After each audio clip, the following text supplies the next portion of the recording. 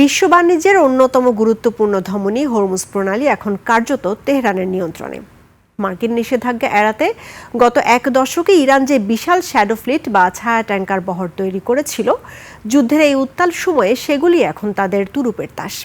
পশ্চিমা জাহাজগুলো যখন এই রুট ব্যবহারে শঙ্কিত, তখন ইরানের ছায়া জাহাজগুলো অনায়াসেই পার হচ্ছে এই জলপথ।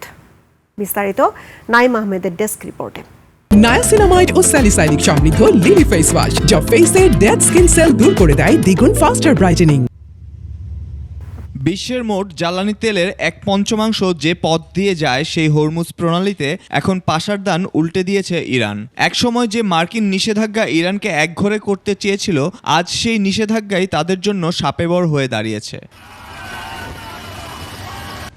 গত 28 ফেব্রুয়ারি যুদ্ধ শুরুর পর থেকে পারস্য উপসাগরে অন্তত 17টি জাহাজ আক্রান্ত হয়েছে। পশ্চিমা বীমা সংস্থা ও আর্থিক প্রতিষ্ঠানের সাথে যুক্ত জাহাজগুলো এখন এই পথে চলতে সাহস পাচ্ছে না। কিন্তু থেমে নেই ইরান। গত এক দশকে তারা তৈরি করেছে কয়েকশো শ্যাডো ফ্লিট বা ছায়া ট্যাঙ্কার, যাদের নেই কোনো পশ্চিমা বীমা বা ব্যাংকিং নির্ভরতা।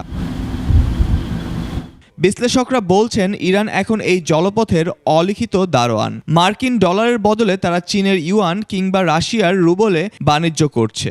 এমনকি তেল দিয়ে আকাশ প্রতিরক্ষা ব্যবস্থা কেনার মতো বার্টার বা পণ্য বিনিময় প্রথাও চালু করেছে তেহরান।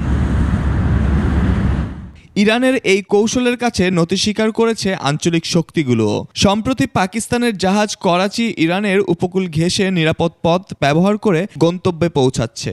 এমনকি ভারতও এখন তেহরানের সাথে সরাসরি আলোচনা করছে তাদের জাহাজগুলোর নিরাপদ যাতায়াতের জন্য। এদিকে ওয়াশিংটনের অস্বস্তি চরমে। প্রেসিডেন্ট ট্রাম্প একদিকে ন্যাটো মিত্রদের সাহায্য চাইছেন, আবার অন্যদিকে প্রশ্ন তুলছেন কেন যুক্তরাষ্ট্র একা এই জলপথ পাহারা দেবে। যদিও যুক্তরাষ্ট্র জ্বালানিতে স্বয়ংসম্পূর্ণ, কিন্তু বিশ্ববাজারে তেলের দাম 25% বেড়ে যাওয়ায় খোদ যুক্তরাষ্ট্রের অভ্যন্তরেই বাড়ছে চাপ। Naim Ahmed, desk report, 21 television.